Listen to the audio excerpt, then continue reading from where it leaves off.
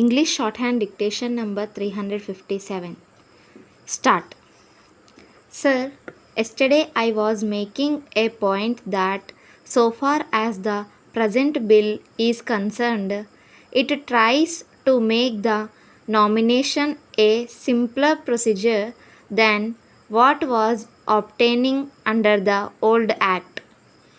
The only difference is this. As I said in the beginning, after the last general elections, it was found that in certain areas there were a number of applications which were rejected on the ground that the nominations that were filed were not found in order. Therefore, there was a feeling at one time that we might provide for some procedure by which that matter could be taken to some independent authority.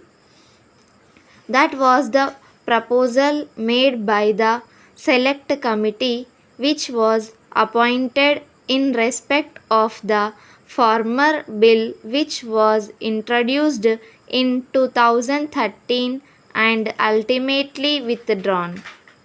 However, when this matter was again considered by the Select Committee on the present bill, they thought that if at all the judicial authority was going to be interposed at this stage, then the object of having simultaneous elections was likely to be defeated.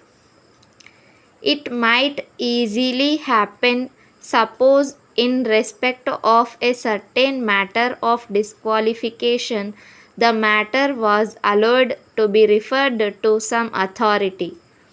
It would naturally be subject to the proceedings that might be taken under the powers vested in the High Court under the Constitution or be subject to appeal to the Supreme Court. Therefore, the election program with respect to a general election would be set aside. Ultimately, it was thought that the best way to eliminate as many chances of improper acceptance of applications as possible. Honorable members will find that the question of nomination for candidates is now made very simple and there is practically no chance of any nomination paper being rejected because it has been laid down in the act itself that the returning officer shall correct if there is a mistake with respect to the number or some such technical mistake. As I said yesterday, we have removed the restriction as to the number to which one voter may subscribe.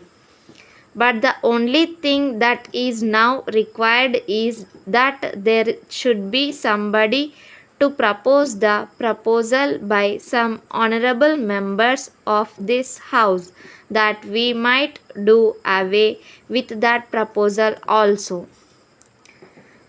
Then the next question is with respect to his being disqualified on the ground that he was interested in government contracts or he was a convicted person and so many other things. In that connection, it was found that this was not a matter which could be summarily disposed of and ultimately it has to be left in spite of all that is said and done to the election objection which may take place. But I am sure that a man who wants to stand as a candidate to the Legislative Assembly of a state or to the House of the People will naturally think twice before he applies.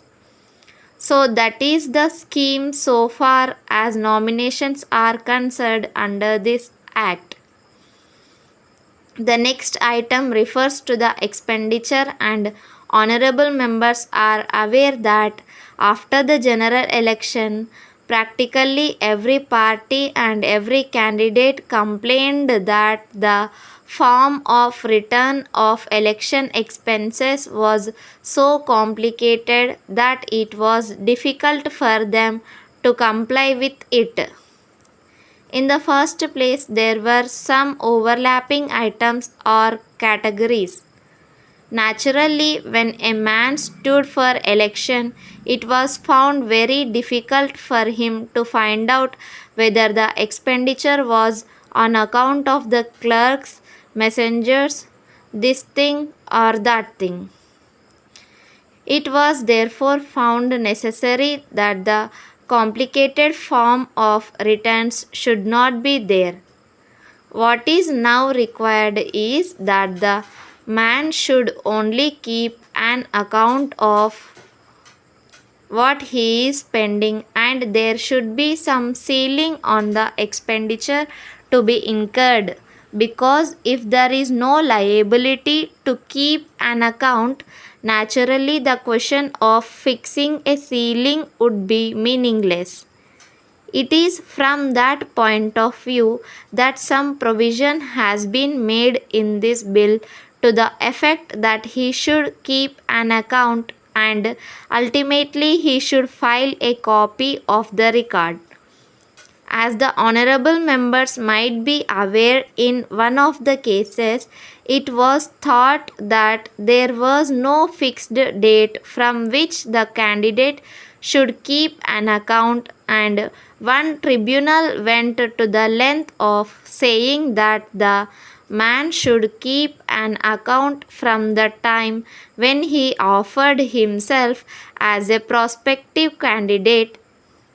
Now that difficulty has been obviated by saying that account shall be kept only from the date on which the constituency is asked to return candidates till the date of their election. Then, sir, another important item was with respect to the program of election. One thing that I would like to point out is that formerly the program was rather considered to be too long, and now it has been cut down. Stop. Thank you for watching. Subscribe to my channel English Shorthand Dictations to get more dictations. If you like the video, press the like button, share this video with your friends, and don't forget to hit the bell icon to receive my latest videos.